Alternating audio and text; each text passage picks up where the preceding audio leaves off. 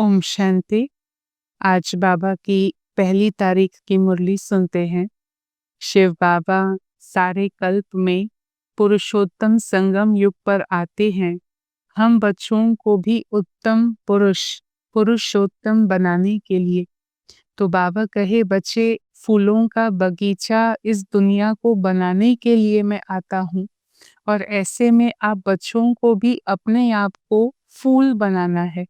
जो भी दुख देने वाले संस्कार हैं, जैसे कांटा चुभता तो किसी को दुख होता, ऐसे ही हमारे में भी जो दुख देने वाले संस्कार हैं, उन्हों को बदल करके हमें भी सुख देने वाले संस्कार धारण करने हैं, अर्थात उत्तम पुरुष बनना है। बाबा तो कहे, बच्चे, सतयुग में प्रकृति भी संपूर्ण रीति से सतो प्रधान होती है। वहाँ पशुओं में भी ऐसे हिंसक वृत्ति नहीं होती जो किसी को खौफ महसूस हो। तो आत्माओं को अभी से अपने आप में ऐसे दिव्य दैवी संस्कार धारण करने का पुरुषार्थ करना है। बाबा कहे, सारे ज्ञान का सार आता मन मना भव। कैसे हम बाबा की याद में रहे और जो भी अशुद्धियां हैं उन्हों को मिटाकर हम फिर से प्योर सतो प्रधान बन जाएं, ये इस समय का हमारा पुरुषार्थ है। तो बाबा एक बहुत सुंदर विधि आज सिखा रहे हैं कि आपस में भी आत्माओं के साथ हमारा रूहानी कनेक्शन होना चाहिए। एक होता है ब्लड कनेक्शन, पर बाबा कहे रूहों का भी एक पिता है। उस एक परम पिता परमात्मा के हम सब आत्माएं बच्चे हैं, तो हम सभी का ही आपस में रूहानी कनेक्शन होना चाहिए।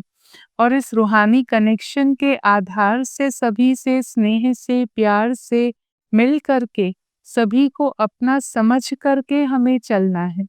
और ऐसे जब प्यार से चलेंगे तब बाबा कहे अपने वो संस्कारों को हम प्रत्यक्ष करेंगे कि हाँ, हम सचमुच फूल बन रहे हैं।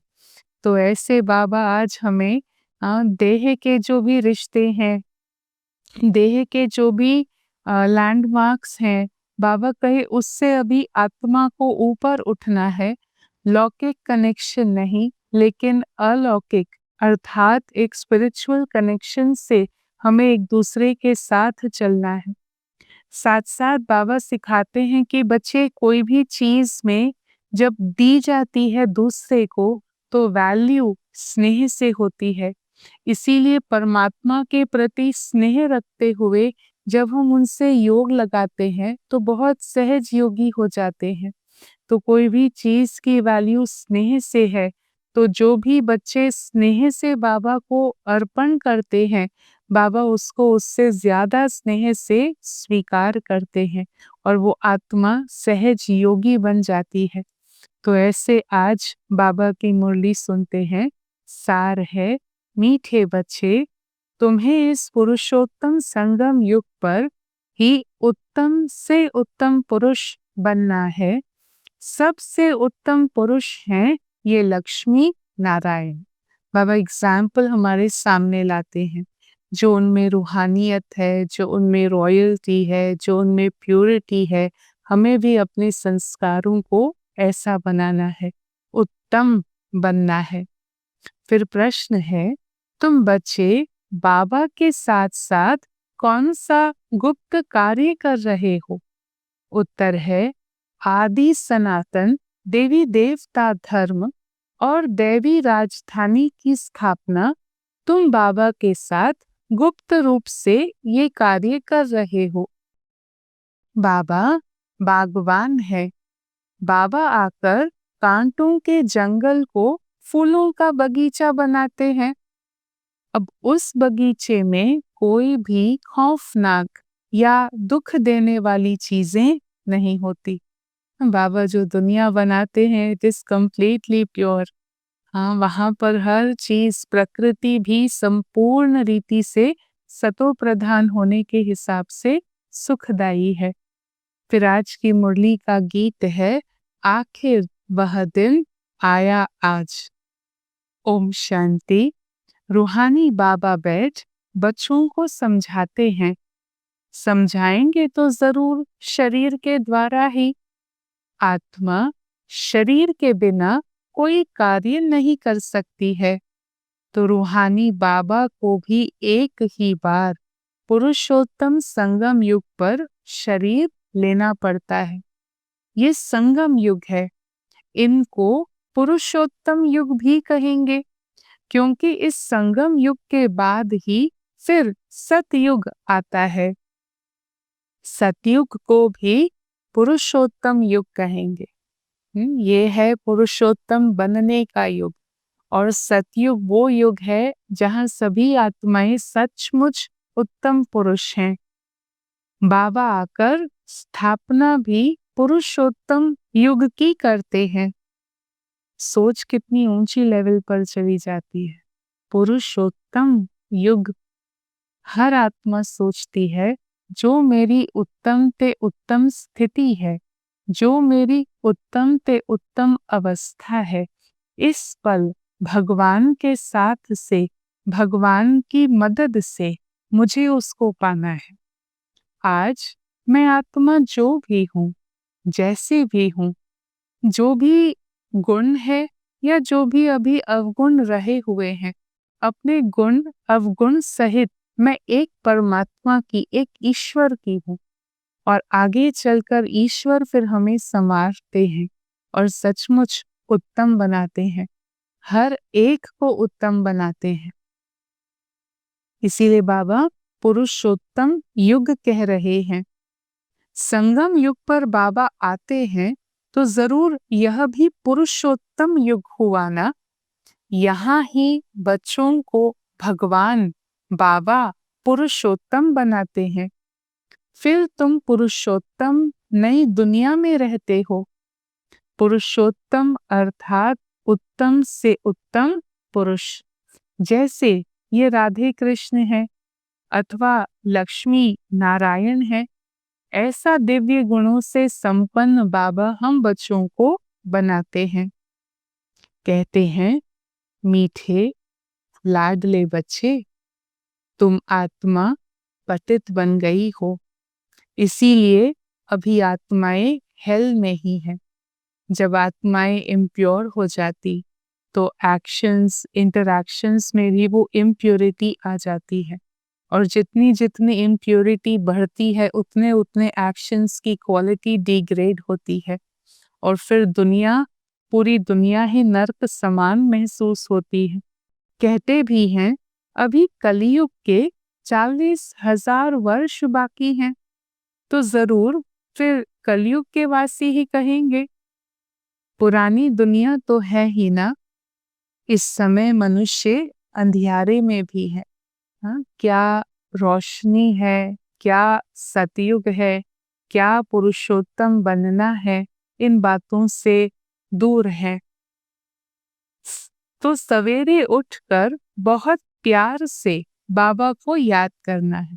हम बच्चों को क्या करना, हाँ, जब पुरुषोत्तम बनना है तो रोज सुबह सबसे पहली मुलाकात भगवान के साथ। नेचुरली बुद्धि वहाँ खींची चली जाती है। जब आत्मा महसूस करती कि ये तो एक रंगमंच है, ये तो पार्ट बजाने का स्थान है, मेरा संबंध उससे है जो इस दुनिया से परे रहता है। और सुबह सुबह उस अमृत समान वेला में आत्मा की कनेक्शन की तार, बुद्धि की तार शिव बाबा से कनेक्ट हो जाए, वो घड़ियों का सुख सचमुच बहुत अनमोल होता है। तो बाबा भी आज कह रहे, सुबह सुबह उठकर प्यार से मुझे याद करो, भले प्रेम के आंसू भी आ जाएं। बाबा इन आंसुओं को मोती कहते हैं, प्रेम के मोती। बाबा कहते इस मोतियों की माला बनाकर मैं स्वीकार करूंगा। इतना दिल के प्यार से आत्मा परमात्मा को याद करें, क्योंकि बहुत समय के बाद बाबा आकर मिले हैं ना। तड़प कितने समय की, प्यास कितने समय की, अब जाकर मिलन हुआ है ईश्वर से। बाबा आकर हमको दुखों से छुड़ाते हैं। हम विषय सागर में गोते खाते हुए कितने दुखी हो गए हैं। अभी तो दुनिया जैसे कि रौ रव नर्क है, अभी तुम्हें बाबा ने सारे चक्र का राज समझाया है। मूल वतन क्या है वो भी बाबा ने आकर बताया है। पहले तुम बच्चे नहीं जानते थे, अभी बाबा ने समझ दी है। ये दुनिया जैसे कि कांटों का जंगल है और स्वर्ग उसको कहा जाता है गार्डन ऑफ अल्लाह, फूलों का बगीचा। बाबा को बागवान भी कहते हैं। तुमको फूल से फिर कांटा कौन बनाते हैं? बाबा तो आकर फूल बनाते हैं। फिर बाबा कहते बच्चे फिर फूल जैसे बच्चे ऐसे कांटे जैसे कैसे बन जाते हैं? कौन बनाता है? तो ये 5 विकारों रूपी रावण। तुम बच्चे समझते हो भारत जो फूलों का बगीचा था अभी जैसे कि कांटों का जंगल है। अब जंगल में तो जानवर हैं, पशु हैं, हिंसक वृत्ति वाले हैं, वैसे रहते हैं। बच्चे सतयुग में कोई खौफनाक जानवर भी नहीं होते हैं। हम बाबा सतयुग की विशेषता बताते हैं कि वहां पर तो जानवर भी ऐसे नहीं होंगे जो किसी को डर हो, भय हो, ऐसी खौफनाक वृत्ति वाले नहीं होंगे। पतित पावन एक ही ज्ञान सागर परमात्मा को कहेंगे। ज्ञान से ही मनुष्य की सद्गति होती है। सद्गति के स्थान है 2, मुक्ति धाम और जीवन मुक्ति धाम। तुम बच्चे जानते हो अभी ये राजधानी स्थापन हो रही है, परंतु ये कार्य गुप्त है। हाँ, स्थापना का कार्य हो जरूर रहा है, पर बाबा कहे गुप्त हो रहा है। माना ऐसे महल बनते हुए नहीं दिख रहे हैं, लेकिन संकल्पों में निर्माण हो रहा है। देवता उस देवताई पहरवाइश में नहीं दिख रहे हैं, लेकिन गुणों से श्रृंगार, संस्कारों का श्रृंगार हो रहा है। बाबा ही आकर आदि सनातन देवी देवता धर्म की स्थापना करते हैं, तो सब अपने अपने मनुष्य वस्त्र पहनकर, शरीर रूपी चोला पहनकर आते हैं। अब बाबा को तो अपना वस्त्र है नहीं, कॉस्ट्यूम बाबा को अपना है नहीं, इसीलिए उन्हें निराकार गॉड फादर कहा जाता है। बाकी सब हैं साकारी, इन्हों को कहा जाता है इनकॉर्पोरियल गॉड फादर। इसीलिए कई बार ज्ञान देने वाले को समझना बहुत जरूरी हो जाता। जो ज्ञान दे रहे हैं वो निराकार परम पिता परमात्मा है। वो इन आँखों से दिखाई नहीं देते हैं। उन्होंने तो किसी को अपना माध्यम बनाया और उन्हों के द्वारा ज्ञान दिया है। देने वाला निराकार है, परमात्मा है। कोई भी साकारी मनुष्य ये ज्ञान नहीं दे सकते हैं। तो बाबा कहे जो ज्ञान देने वाले हैं उन्हों को पहचानना है। बाकी सब हैं साकारी, इनको कहा जाता है इनकॉर्पोरियल गॉड फादर। इनकॉर्पोरियल आत्माओं के फादर हैं। तुम आत्माएं भी वहाँ उस निराकारी दुनिया में रहती हो। शिव बाबा भी वहाँ ही रहते हैं, परंतु हैं गुप्त, क्योंकि आत्मा आँखों से दिखाई तो देती नहीं है। बाबा ही आकर के आदि सनातन देवी देवता धर्म की स्थापना करते हैं। मूल वतन में कोई दुख नहीं है, वो तो आत्मा की विश्राम की अवस्था है। ना सुख की अनुभूति, ना दुख की अनुभूति। वो आत्मा घर में रेस्ट करती है। बाबा कहते हैं तुम्हारा कल्याण ही है एक बात में, बाबा को याद करो मन मना भव बस। बाबा का बच्चा बना, बच्चे को तो वर्षा अंडरस्टूड है। अलफ को याद किया तो वर्षा जरूर है सतयुगी नई दुनिया का। निश्चित है कि वह वर्षा हमें मिलेगा जब हमने भगवान के साथ पिता का संबंध जोड़ा है। तो बच्चों ने आज मुरली में गीत भी सुना, आखिर वह दिन आया आज। तुम समझते हो आखिर वह दिन आया आज संगम युग का, जो हम आकर अपने बेहद के बाबा से मिले हैं। कौन सा दिन आया? आत्मा का परमात्मा से मिलन का दिन आया। जिस दिन के लिए गाते थे कि ये दिन मिले तो और कुछ नहीं चाहिए और कोई नहीं चाहिए, सर्व इच्छाएं एक इच्छाओं में समा दी थी, वो दिन आज आया जब आत्मा का मिलन परमात्मा के साथ हुआ है। वह दुनिया में जो है उनको लगता कि एक समय होगा कि जब बहुत अनाज होगा, यह होगा। समझते हैं स्वर्ग की स्थापना हम करते हैं, पर बाबा कहे हर एक का विजन अपना है। शिव बाबा जब आकर कहते हैं कि आखिर वह दिन आया तो उसका विजन अलग है। सतयुग में ऐसा नहीं कहेंगे कि आखिर वह दिन आया आज, वहां तो संपन्नता है, शुरू से ही है, कोई ऐसा इंतजार करने की बात नहीं है। अब समझते हैं कि स्टूडेंट्स जो हैं जिनका नया ब्लड है वो बहुत मदद करेंगे, इसीलिए गवर्नमेंट बहुत मेहनत करती है उन्हों के ऊपर। जो शरीर की आयु से यूथ हैं तो उन पर मेहनत की जाती क्योंकि उनमें ताकत है, शक्ति है। पर हो सकता है कि वह भी कई प्रकार के हिंसक कार्य में या विरोध आदि में जुड़ जाए। बड़े होशियार तो होते ही हैं, उनको न्यू ब्लड कहते हैं, पर उसको सही दिशा देना ताकि वो नेक कार्य में अपनी शक्ति यूज करे, ना कि ऐसे कार्य में यूज करे कि जिसमें उनको भी नुकसान हो और औरों को भी नुकसान हो। अभी बाबा समझाते हैं न्यू ब्लड की तो बात नहीं है, वो है ब्लड कनेक्शन और तुम्हारा है रूहानी कनेक्शन। बाबा में बहुत सुंदर कनेक्शन जोड़ना सिखा रहे, नॉट ब्लड कनेक्शन पर स्पिरिचुअल कनेक्शन। हर आत्मा सर्व आत्माओं से जो कनेक्टेड है, स्पिरिचुअल कनेक्शन से जुड़ी हुई है। कहते हैं ना बाबा, हम आपका 2 मास का बच्चा हूँ। अब ये भी बाबा के पास नया जन्म होता है, स्पिरिचुअल जन्म होता है, अलौकिक जन्म होता है। कहते हैं बाबा हम तो आपको 2 मास से पहचानते हैं, तो 2 महीने का बच्चा हूँ। तो ऐसे कई बच्चे रूहानी बर्थडे मनाते हैं।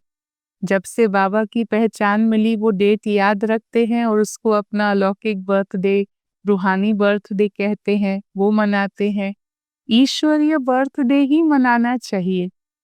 वह जो जिस्मानी बर्थडे है उसको तो मानो कैंसिल कर देना चाहिए। बाबा कहे वह जन्म तो जैसे आसुरी जन्म था, ये है ईश्वरीय जन्म। रात दिन का फर्क है। जब निश्चय बैठता है तब समझ में आता है ईश्वर से संबंध जोड़ना ये भी एक बहुत बड़ा सौभाग्य है। अभी तुम्हें ईश्वरीय बर्थडे मनाना चाहिए, है ना, क्योंकि इससे जीवन में नई शुरुआत होती है, नया मोड़ जीवन यात्रा में आता है। इसीलिए बाबा कहे भले सेलिब्रेट करना हो तो ये ईश्वरीय बर्थडे सेलिब्रेट करो। हम शिव बाबा के बच्चे हैं, हम बर्थडे मनाते हैं तो शिव बाबा की ही याद रहेगी। कौन सा बर्थडे? शरीर तो बड़ा है, उसका तो जन्म लेने का दिन तिथि अलग है, फिर ये क्या बर्थडे? तो ऑटोमेटिकली जैसे बोलते हैं तो शिव बाबा की याद आएगी। जो बच्चे निश्चय बुद्धि हैं उनको जन्मदिन मनाना चाहिए। वो पुराना जन्मदिन तो जैसे भूल जाना चाहिए। वास्तव में उसको भूलने के साथ साथ बाबा हमें इनडायरेक्टली ये समझा रहे हैं कि आत्मा को, इस शरीर को भूलना है और इसीलिए इस शरीर से संबंधित जो भी बातें हैं उन सभी को भी भूलना है।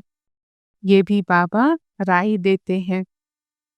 जो पक्का निश्चय बुद्धि है वो फेथ बैठ गया बाबा के साथ के संबंध में नए जन्म में, तो उनको ये बात जंचती है, बस हम तो बाबा के बन गए, दूसरा ना कोई, फिर अंतमति सो गति हो जाएगी। हाँ, जो ऐसे बाबा के बनते हैं तो ज़रूर अंतमति सो गति हो जाएगी। वो अंत घड़ी जब और कोई है ही नहीं हमारा, तो और किसकी याद आएगी भला? बाबा की याद में शरीर छूट जाए तो दूसरा जन्म भी ऐसे मिले। इस जन्म में शरीर छोड़ना ये भी एक कला बन जाए। रोज आत्मा प्रैक्टिस करे, प्यार से शरीर को यूज करे, प्यार से शरीर से डिटैच्ड हो जाए। प्यारे बने, कर्म करे, न्यारे बने, डिटैच्ड हो जाए।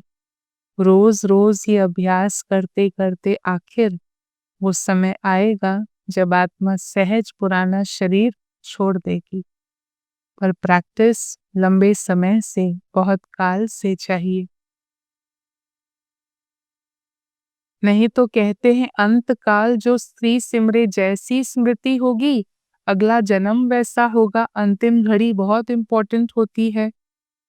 यहाँ कहते हैं कि अंत समय पर गंगा जी का तट हो, तो वो भी बाबा समझाते हैं कि बुद्धि से ज्ञान का सिमरन हो, अर्थात ज्ञान गंगा के तट पर हो आत्मा, तब प्राण तन से निकले। ये भी बहुत अच्छी एक अवस्था है शरीर छोड़ने के समय की, कि जब आत्मा परमात्मा की याद में है, ज्ञान के चिंतन में है। तुम्हें बाबा कहते हैं शरीर छूटे तो भी स्वदर्शन चक्रधारी हो, बुद्धि में बाबा और चक्र ही याद हो। सो जरूर जब पुरुषार्थ करते रहेंगे तभी अंत काल में याद आएगी। ये केवल एक समय की बात नहीं है। अंत काल में भी याद तब आएगी जब लंबे समय तक हमने पुरुषार्थ किया होगा। अपने को आत्मा समझो और बाबा को याद करो। तुम बच्चों को अभी वापस अपने घर जाना है, शरीर छूट जाएगा यहाँ पर, आत्मा और शरीरी होकर वापस घर जाएगी। यहाँ पार्ट बजाते बजाते सतो प्रधान से तमो प्रधान बने हो, अभी फिर से तुम्हें सतो प्रधान बनना है। बाबा हमारा फेथ जगाते हैं, विश्वास जगाते हैं, फिर सतो प्रधान बनना है। इस समय आत्मा इम्प्योर है तो शरीर वो प्योर कैसे मिल सकता? बाबा ने बहुत मिसाल समझाए हैं, क्योंकि ब्रह्मा बाबा वो जौहरी भी है ना।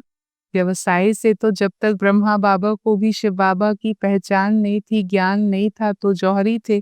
बहुत अच्छा बिजनेस था।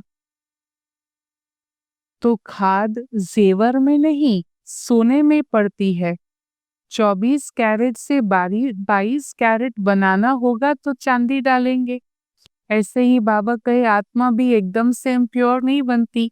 खाद आत्मा में, इम्प्योरिटी आत्मा में होती है, फिर उसका प्रभाव शरीर पर आता जाता। तुम बच्चे अपने ही पुरुषार्थ से आपे ही राज तिलक लेते हो। गरीब निवाज बाबा स्वर्ग का मालिक बनाने आए हैं, लेकिन बनेंगे अपनी ही पढ़ाई से, कृपा अथवा आशीर्वाद से नहीं। टीचर का तो पढ़ाना ये धर्म है, इसमें कृपा की बात नहीं होती है। इजाफा बहुत बड़ा मिलता है इस पढ़ाई से। बाबा कहे राज तिलक अपने को देते हो, पद्मा पदम पति बनते हो। जैसे श्री कृष्ण के पांव में भी पदम की निशानी देते हैं, तुम भी यहाँ आए हो भविष्य में पदम पति बनने के लिए। तो तुम बहुत सुखी, साहूकार, अमर बनते हो, काल पर विजयी पाते हो। बच्चों की जो स्टेज है बहुत ऊंची, बाबा कहे काल पर भी जीत पाते हो, सदा सुखी बनते हो, अमर बनते हो। इस समय पुरुषार्थ थोड़ा, प्रारब्ध ज्यादा। तो बाबा कितनी गुहिया गुहिया बातें सुनाते हैं, तो बच्चों को तो कितनी ना खुशी होनी चाहिए। हमको भगवान पढ़ाते हैं। कल्पना और एक वास्तविकता है, केवल कल्पना नहीं है। कल्पना भी इतना सुख देती है, वास्तविकता तो सुखों से भरपूर कर देती है। भगवान हमको पढ़ाते हैं। भगवान भगवती बनाने के लिए तो कितना उनका शुक्रिया मानना चाहिए।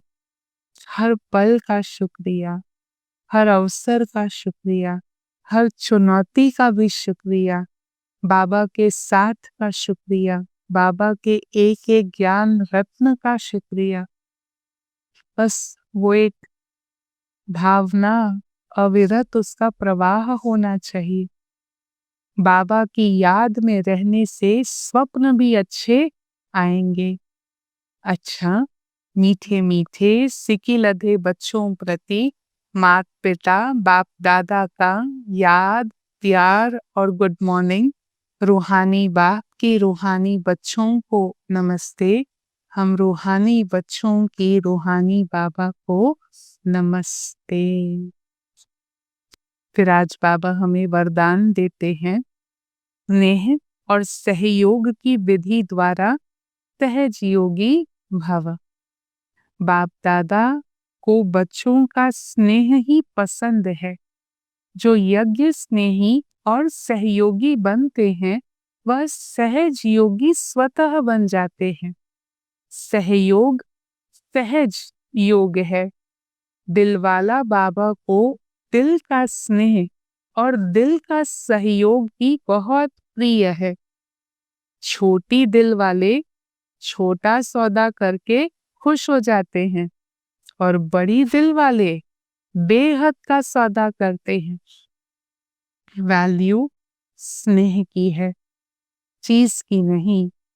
इसीलिए सुदामा के कच्चे चावल भी गाए जाते। वैसे भल कोई कितना भी दे, लेकिन स्नेह नहीं है तो जमा नहीं होता। और स्नेह से किसी ने अपनी क्षमता अनुसार थोड़ा भी किया, उनकी क्षमता अनुसार वो बहुत है। वैसे भले कोई समझे थोड़ा है, पर बाबा कहे स्नेह से किया हुआ थोड़ा ज्यादा उस वस्तु की वैल्यू से नहीं होता, उस आत्मा के प्यार की भावना से होता है। और वैसे कोई ज्यादा भी दे पर स्नेह नहीं तो जमा नहीं होता। स्नेह से थोड़ा भी जमा करते हो तो फिर वो पदम हो जाता है। स्लोगन है, समय और शक्ति व्यर्थ न जाए, इसके लिए पहले सोचो पीछे करो। सिंपल फॉर्मूला बाबा समझाते हैं। समय बचाना है, शक्ति बचानी है तो पहले सोचो फिर करो। क्योंकि अगर कर्म बन गया तो वो रिकॉर्डिंग हो गई, तो वो किसी के साथ हिसाब किताब बना, फिर उसको वाइंड अप करने में समय ज्यादा लगेगा। इसीलिए बाबा हमें सिखाते हैं पहले सोचना फिर करना। ओम शांति।